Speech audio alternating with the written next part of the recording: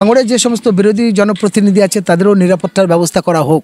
রহিদুল সহ যত আইএসএফের অন্যান্য নেতৃত্ব আছে বা অন্যান্য দলের আছে তাদেরকেও নিরাপত্তার ব্যবস্থা দেওয়া হোক। রহিদুলকে এমন মারবো যে টেচারে করে বয়ে নিয়ে যেতে হবে।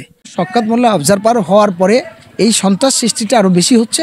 আমিও একজন এই ভিডিওটা পেয়েছিলাম, টিএমসির কোনো একটা লিডার তিনি জোর কদমে বলছে রহিদুলকে এমন মারবো যে টেচারে করে বয়ে নিয়ে যেতে হবে। সুতরাং আপনাদের মাধ্যমে আমি দেখে যেটা বলতে চাই যে এর আগে যখন তৃণমূল নিজেদের গোষ্ঠীদ্বন্দ্বে করে নিরাপত্তা বাড়ানোর জন্য তখন নিজেরা আক্রমণ করলেন, রাজ্যকে খুন করলেন, বিনিময় কী করলো, তড়িঘড়িভাবে শওকত মোল্লার নেতৃত্বে প্রশাসনিকভাবে বসে তাদের দল পাওয়ারে আছে বলে তারা একনায়কতন্ত্রভাবে তাদের প্রত্যেকটা ব্লকের সভাপতি, অঞ্চল সভাপতি, তাদের একজন পঞ্চায়েত মেম্বার পর্যন্ত সবার নিরাপত্তা দিয়ে দিয়েছে, সিকিউরিটি গার্ডের ব্যবস্থা করেছে। সেই ক্ষেত্রে তাহলে তার বিরোধী অন্য যে সমস্ত জনপ্রতিনিধি আছে আইএসএফের নেতৃত্ব, আমি আপনাদের মাধ্যমে জিএসটিভির পর্দার মাধ্যমে আমি ভাঙড়বাসীকে বলতে চাই এবং রাজ্য সরকার এবং স্বরাষ্ট্র সচিবকে বলতে চাই যে অবিলম্বে ভাঙড়ে যে সমস্ত বিরোধী জনপ্রতিনিধি আছে তাদেরও নিরাপত্তার ব্যবস্থা করা হোক। রহিদুল সহ যত আইএসএফের অন্যান্য নেতৃত্ব আছে বা অন্যান্য দলের আছে তাদেরকেও নিরাপত্তার ব্যবস্থা দেওয়া হোক। কারণ খুন সন্ত্রাস এগুলো ভালো জিনিস নয়। আমাদের সংবিধান যখন তৈরি হওয়ার আগে এই দেশের মানুষের নিরাপত্তার স্বার্থে ইংরেজ ব্রিটিশের বিরুদ্ধে লড়াই করে তবে দেশ স্বাধীন হয়েছে। সেই স্বাধীন দেশের জনগণ পরাধীন হয়ে থাকবে, এটা বড় দুর্ভাগ্যের ব্যাপার। গণতন্ত্রের কথা বলবো আর দলতন্ত্র রাজিত্ব করব, ক্ষমতার অপব্যবহার করব, এটা ঠিক জিনিস নয়। যদি তৃণমূল কংগ্রেসের নেতৃত্বরা বা রাজ্য সরকার বা পুলিশ তারা যদি গণতন্ত্রকে বিশ্বাসিত হয়, তারা যদি সংবিধান মানে, তারা যদি স্বাধীন দেশের স্বাধীনতা মানে, তাহলে প্রত্যেকটা মানুষের জীবনের ক্ষেত্রে নিরাপত্তার প্রয়োজন আছে। যারা জনপ্রতিনিধি, যারা কাজ করতে গিয়ে ইগো লড়াই হচ্ছে এবং রাজনৈতিক হিংসা সেখানে ছড়াচ্ছে, প্রতিনিয়ত সন্ত্রাস সৃষ্টিতে এখানে হচ্ছে, ভাঙড় আতঙ্কিত।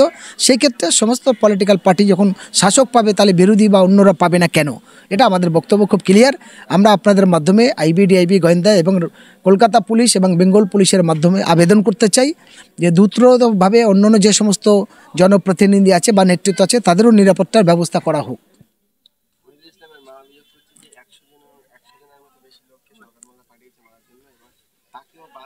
এটা আমি নিজে চোখেই তার অনেকটা প্রমাণ পেয়েছিলাম, কারণ আমি একদিন ভাঙড়ে যাচ্ছি, আমার সঙ্গে আরও একজন ছিল। তো আমরা বাইকে যাচ্ছি, দেখলাম এদিক থেকে প্রচুর মানুষ হাতে কোদালের বাট, শাবল, এবং ছোট ছোট বন্দুকও দেখেছি। ঠিক ঘটকপুকুরের 5-6 মিনিট আগের রাস্তায় আমি দেখে অবাক হয়ে গেছিলাম। আমি জিজ্ঞাসা করলাম এগুলো কেন?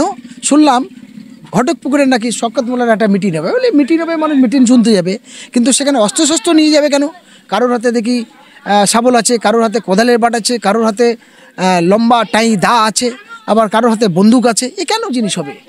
তো ফলে আমরা দেখলাম বাইরে থেকে সত্যিকারে বাস্তব সত্য কথা, ভাঙড়ের মানুষ শান্তপ্রিয় মানুষ ছিল, কিন্তু শওকত মোল্লা অবজারভার হওয়ার পরে এই সন্ত্রাস সৃষ্টিটা আরও বেশি হচ্ছে।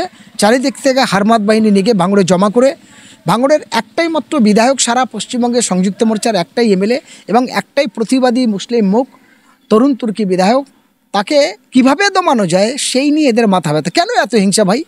তুমি বলছো আমি মুসলমান, তোমরা বলছো আমরা ইমানদার, আমরা মুসলমান, তাহলে তোমরা 77টা বিজেপির এমএলএ আছে, সে নিয়ে তোমাদের চাপ নেই, সেখানে কোনো অসুবিধা নেই, কিন্তু একটা সংযুক্ত মোর্চার এমএলএ দেখে এরকম হলে কেন?